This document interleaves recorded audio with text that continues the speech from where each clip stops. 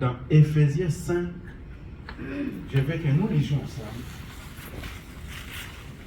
Éphésiens 5, 15 à 17.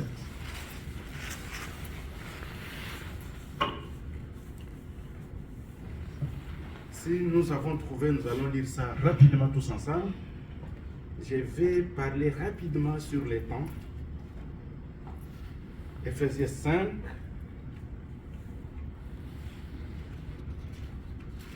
Donc, garde afin de vous conduire avec circonspection, non comme des insensés, mais comme des sages.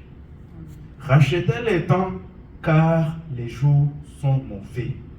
C'est pourquoi ne soyez pas inconsidérés, mais comprenez quelle est la volonté du Seigneur. Amen. Amen.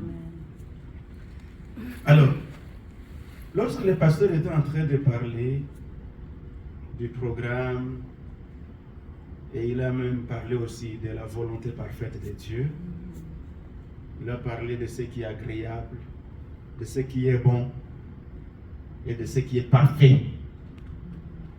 L'élément important que je vais nous dire à nous tous, bien-aimés, nous devons mettre à l'esprit que le temps a une puissance. Et quand nous parlons du temps, nous devons d'abord nous mettre à l'esprit que rien ne se fait en dehors du temps et que le temps est tellement puissant que nul ne peut l'arrêter. Quand je parle du temps, je vois les heures, parce que le temps se mesure en secondes, en minutes, en heures, en jours, en semaines, en mois, en années, on peut aller même en siècles. Mais la réalité, c'est quoi? Tous, tels que nous sommes ici, nous sommes, bien sûr, de la même race, mais nous avons des tailles différentes. Et parmi nous, il y a des mamans, il y a des papas, il y a des jeunes filles, des jeunes garçons, ainsi de suite. Mais une chose est vraie, c'est que une chose que Dieu nous a donnée tous de la même manière, blanc, noir, indien, chinois, je ne sais pas moi, que ce soit les risques, comme venait de le dire le prophète Christ, que ce soit qui que ce soit, tous, Dieu nous a donné une même mesure de temps. 24 heures par jour. Et la manière dont chacun utilise le temps qu'il a, c'est ce qui fait la différence entre les hommes. Et nous devons comprendre qu'aujourd'hui, étant à la fin de l'année, comprenez qu'il y a un temps qui est en train de se passer. Tu peux tout faire, que tu le veuilles ou pas, tu ne diras pas à l'aiguille qui fait tourner les minutes de s'arrêter. Et même si tu veux faire semblant de l'arrêter parce que tu dis non, je ne veux pas y mettre la pile. Mais dans les temps normaux, les siècles passent, les jours passent, les saisons passent. Alors, ici, Paul écrit aux Éphésiens, leur dit, bien-aimés, il veut leur faire comprendre, nous vivons les temps difficiles, les temps mauvais. Les jours sont mauvais. Rachetez les temps. Et pour racheter les temps, il ajoute, il faut être sage. Il dit, ne soyez pas inconsidérés. Donc ne soyez pas comme des abrutis. Ne soyez pas comme des gens pour qui le temps est toujours là. Le temps n'est pas toujours là. Nous devons les racheter. Si on nous dit que nous devons aller inviter des gens pour venir, comprenez que c'est aujourd'hui que nous devons les faire. Demain n'est pas à toi. Ce que Dieu nous donne, c'est aujourd'hui. Et hier, c'est déjà passé. Et à un moment donné, quand je regarde, je me dis, Seigneur, vous savez, aujourd'hui, nous sommes encore en vie, mais nous ne savons pas, il nous reste encore combien d'années à vivre. Moi-même, ce n'est que par la grâce de Dieu que je crois encore faire le double de l'âge que j'ai. Mais ne vous en faites pas. Surtout vous les jeunes. Gagnez le temps. Rachetez le temps.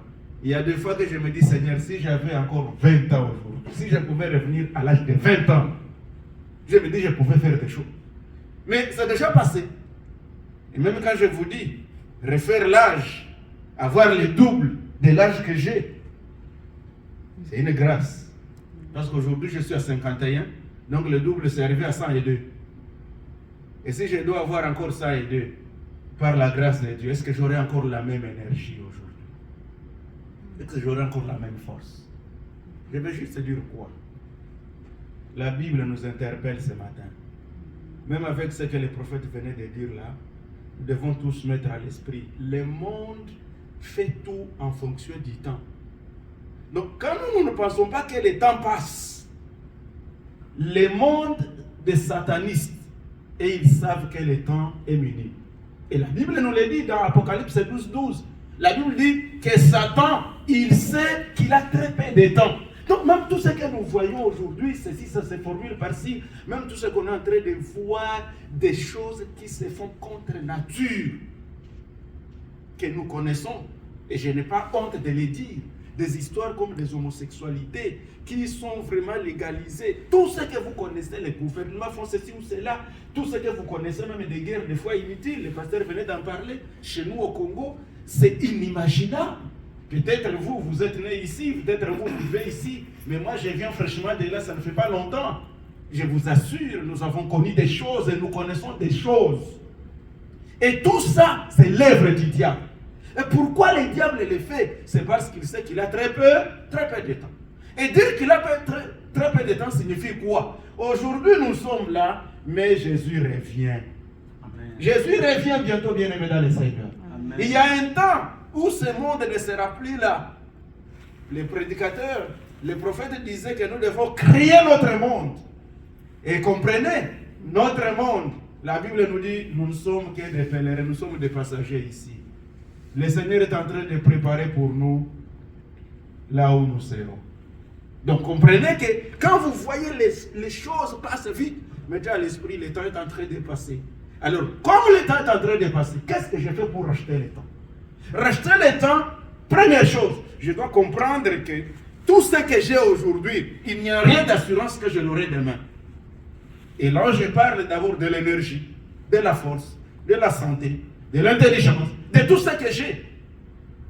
Je m'imagine à un certain moment, et je me rappelle, à un certain moment, j'avais une vision très très efficace. Je pouvais voir même des très petites écritures là de loin.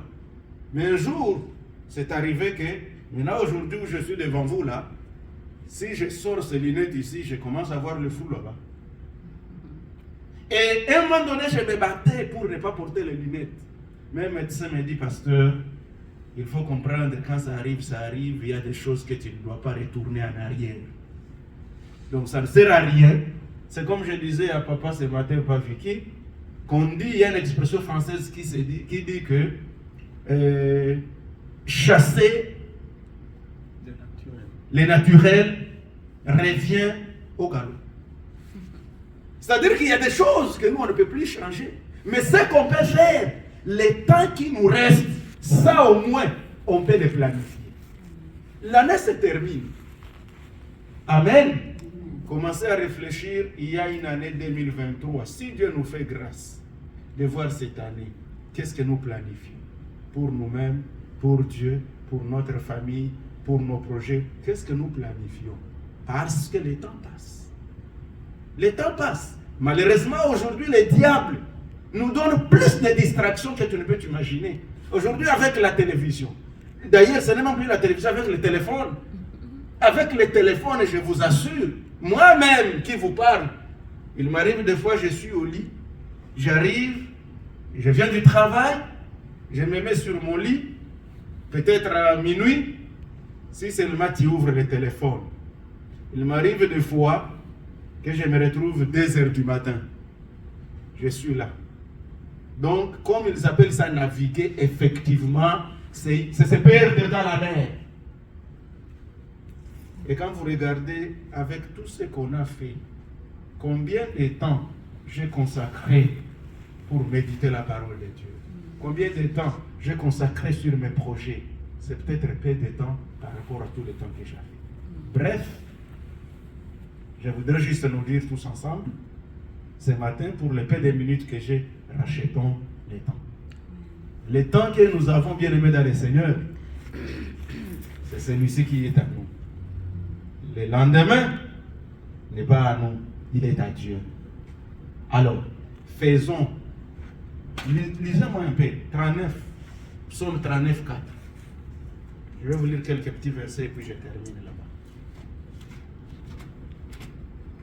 psaume. Si vous avez trouvé, nous lisons ensemble. Le psaume 39. Je lis au nom du Seigneur. Amen. Éternel, dis-moi quel est le terme de ma vie. Éternel, dis-moi, quel est le terme de ma vie?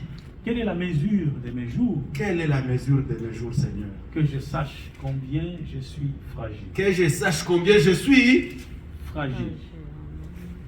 À un moment donné, on oublie qu'on est fragile. Mais le psalmiste, il dit, Seigneur, apprends-moi à compter ce jour pour que je sache combien je suis fragile. Et 90, le psaume 90, 12 aussi nous dit, enseigne-nous à bien compter nos jours, afin que nous appliquions notre cœur à la sagesse. Que Dieu nous apprenne. Je vais vous dire qu'il y a des choses que nous, quand nous regardons surtout, mes amis, les jeunes gens, quand vous nous demandez, nous autres, quand vous demandez à papa ou à maman, à nous tous là, vous allez vous rendre compte que si on pouvait nous ramener encore